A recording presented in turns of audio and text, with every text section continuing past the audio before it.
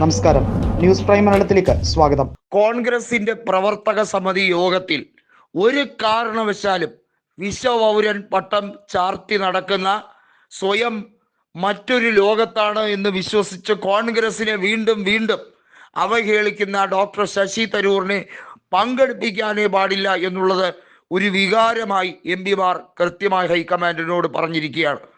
അതായത് നരേന്ദ്രമോദിയെ ഫോൺ വിളിച്ച് കോൺഗ്രസിന്റെ രഹസ്യ വിവരങ്ങൾ ചോർത്തും അത്തരത്തിലൊരു പരിപാടിയിൽ പങ്കെടുപ്പിച്ചാൽ എന്നതാണ് കൃത്യമായും കാസർഗോഡ് MP കൂടിയായിട്ടുള്ള രാജ്മോഹൻ ഉണ്ണിത്താൻ പറയുന്നത്.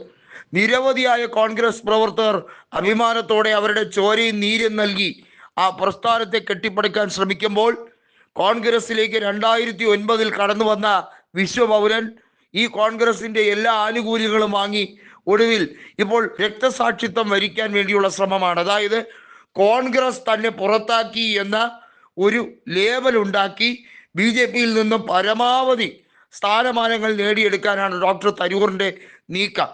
സുനന്ദ പുഷ്കറിന്റെ മരണവുമായി ബന്ധപ്പെട്ട ദുരൂഹതയിൽ ശശി തരൂറിനെ ഏറ്റവും കൂടുതൽ കടന്നാക്രമിച്ചുകൊണ്ട് രംഗത്ത് വന്നത് BJP നേതാക്കളാണ്.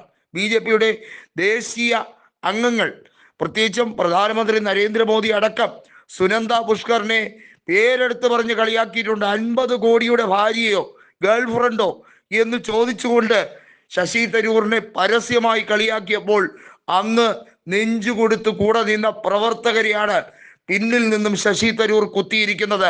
ഇതിന് മാപ്പില്ല. അദ്ദേഹം മാന്യമായി പടിയിറങ്ങി പോകുന്നതാണ് നല്ലതില്ലെങ്കിൽ അടിച്ചു പുറത്താക്കേണ്ടി വരും എന്ന കൃത്യമായ ഒരു വികാരമാണ് MP-ക്കാർ മുഴുവനായി പറയുന്ന ഒരു സാഹചര്യം. നമുക്കറിയാം, ശശി തരൂറിനെ 2014 തോൽപ്പിക്കാൻ BJP നടത്തിയ നാടകീയ നീക്കങ്ങൾ അതൊന്നും ആരും മറന്നിട്ടില്ല. സുനന്ദ പുഷ്കർ മരണവുമായി ബന്ധപ്പെട്ട വിഷയത്തിൽ വിവാദം ഇങ്ങനെ കൊഴുത്ത് കത്തി നിൽക്കുന്ന സമയമാണ്. ഏത് നിമിഷവും തരൂർ അറസ്റ്റ് ചെയ്യപ്പെടാം എന്നുള്ളതായിരുന്നു BJP മാധ്യമങ്ങൾ മുഴുവനായി പടച്ചുവിട്ടത്. അവരുടെ പത്രങ്ങളിലും RSSന്റെ മുഖപത്രത്തിലുമൊക്കെ കൃത്യമായി തരൂറിനെ അറ്റാക്ക് ചെയ്യാൻ ഏതൊക്കെ വഴിയുണ്ടോ അതൊക്കെ ശ്രമിച്ചു നോക്കി. ഇപ്പോഴിതാ ശശി തരൂർ പറയുന്നു, രാജ്യമാണ് ആദ്യത്തെ തൻ്റെ പ്രാധാന്യം, അത് കഴിഞ്ഞേ ഉള്ളൂ പാർട്ടി എന്നുള്ളതാണ്. രാജ്യത്തിന് വേണ്ടി, സ്വാതന്ത്ര്യ സമരത്തിന് വേണ്ടി ശക്തമായി ചോരയും നീരും കൊടുത്ത പ്രസ്ഥാനത്തിലുള്ളവരെ അവഹേളിക്കുന്നതാണോ രാജ്യധർമ്മം എന്ന മറുചോദ്യമാണ് കോൺഗ്രസ് നേതൃത്വം ചോദിക്കുന്നത്. AICCയുടെ വർക്കിംഗ് കമ്മിറ്റിയിൽ പുതിയ അംഗങ്ങളെ സെലക്ട് ചെയ്യുന്നതുമായി ബന്ധപ്പെട്ട കാര്യങ്ങളിലേക്ക് കോൺഗ്രസ് കടക്കുകയാണ്. നേരത്തെ രാഹുൽ ഗാന്ധി പറഞ്ഞൊരു വാക്കുണ്ട്, കോൺഗ്രസിനകത്തു നിന്നുകൊണ്ട് BJP മനസ്സോടെ പ്രവർത്തിക്കുന്ന നിരവധിയായ നേതാക്കൾ അവർ പടിക്ക് പുറത്താകേണ്ട സമയമായി കഴിഞ്ഞിരിക്കുന്നു.